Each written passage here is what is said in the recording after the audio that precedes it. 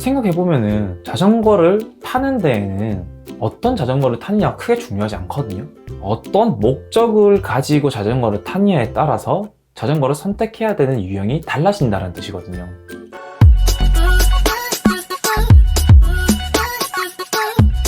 안녕하세요, 천호동 오노다입니다. 제가 지난 컨텐츠에 이어서 오늘은 자전거를 타는 목적 5가지와 그 목적에 맞는 자전거 유형을 추천드리려고 합니다. 잠깐 시작하기 전에 구독, 좋아요, 알람 설정 부탁드리고요. 댓글 달아주시면 제게 엄청 힘이 많이 됩니다. 여러분들 생각해보시면은 우리가 어릴 때는 집 앞에 산책 가려고 부모님이 사준 자전거를 타거나 여행 가서 거기서 자전거 잠깐 빌려가지고 커플 자전거 타시는 분들도 있고, 또 어떤 분들은 혼자 자전거를 빌려가지고 타시는 분들이 계셨을 거예요. 생각해보면은 자전거를 타는 데에는 어떤 자전거를 타느냐가 크게 중요하지 않거든요. 그렇다는 말은 어떤 목적을 가지고 자전거를 타느냐에 따라서 자전거를 선택해야 되는 유형이 달라진다는 뜻이거든요. 그러면은 먼저 많이들 궁금하시는 비싼 자전거들의 특징에 대해서 말씀드리겠습니다. 비싼 자전거들은 똑같은 힘으로 조금 더 빠른 속도로 주행을 할 수 있다는 게 가장 큰 장점입니다. 이 속도에 영향을 끼치는 자전거 부품이 몇 가지가 있는데요. 크게 3가지를 말씀드리려고 합니다. 첫 번째는 이 프레임입니다. 이 프레임은 강철, 알루미늄, 카본 이렇게 3가지 유형이 있다고 보시면 되는데, 카본은 특수 소재로서 좀 가볍고 단단한 강성을 가지고 있습니다. 강철이랑 비교했었을 때 이 프레임의 무게가 굉장히 많이 차이가 나고, 알루미늄이나 이런 것들 비교해도 못지않게 강한 강성을 가지고 있습니다. 그렇기 때문에 가벼운 무게는 똑같은 힘으로 더 빠르게 갈 수 있는 그런 장점을 가지고 있습니다.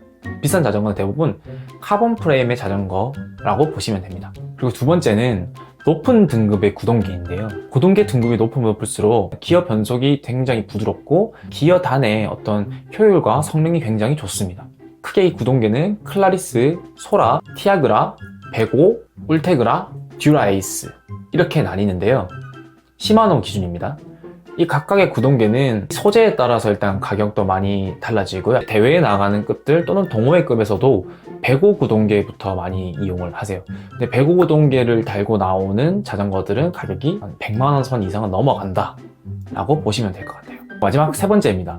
3번째는 가볍고 얇은 휠인데요. 카본 휠의 경우에 100만원 이상 되는 휠들도 굉장히 많고요. 가벼운 휠을 썼을 때 무게도 무게이지만은 이 회전축을 중심으로 돌아가는 이런 회전력 자체에 대한 효율이 굉장히 좋다고 해요.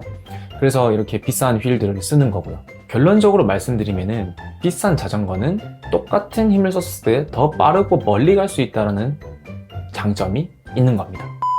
이제부터 자전거를 타는 목적 5가지와 목적에 맞는 자전거 유형을 좀 추천해 드리도록 하겠습니다. 먼저 우리가 집 주변에 공원이라든지 아니면 뭐 산책을 나가는데 사실 뭐 이런 비싼 자전거 필요할까요? 이 경우에는 사실 자전거를 구매하지 않고 서울 같은 경우에는 뭐 다른 일을 대여해서 타신다든지 15만원 내외의 어떤 자전거를 구매하셔서 타셔도 무관하다고 생각을 합니다. 두 번째는 직장인의 출퇴근 목적으로서 이 자전거를 타실 수가 있는데요. 보통 이제 9to6로 해서 9시부터 6시까지 일을 하는데 그 시간 동안 자전거를 보관해야 되는 문제가 발생을 합니다.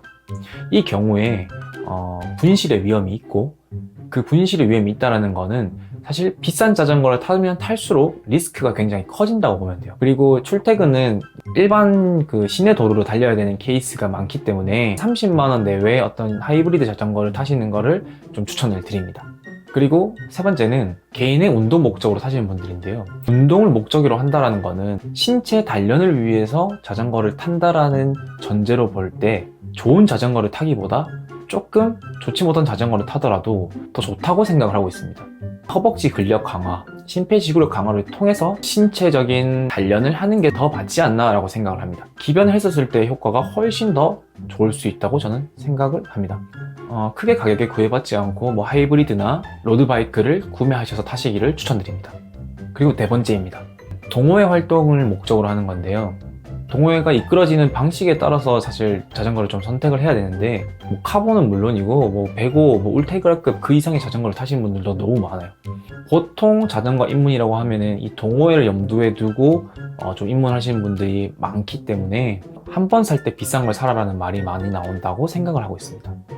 그래서 사실 이 단계에서는 60만 원 이상, 그 많게는 90만 원 이상으로 크게 점프를 해서 구매를 하셔야 되는 경우가 많고, 일단 동호회에 입문을 하고 나서 어떤 자전거를 타고 있는지에 대한 파악을 하신 다음에 그 동호회에 맞는 자전거를 구매하시는 것도 좋을 것 같습니다. 마지막 5번째로 각종 대회에 출전하는 목적으로 타는데요.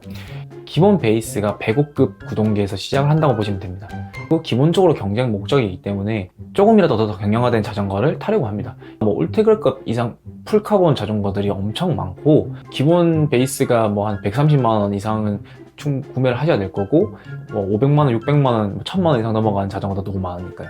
이렇게 5가지 유형에 맞춰서 자전거를 구매하시면 될 것 같습니다. 도움이 많이 되셨나요? 구독, 좋아요, 알람 설정 해주시고요. 더 좋은 콘텐츠로 찾아오겠습니다.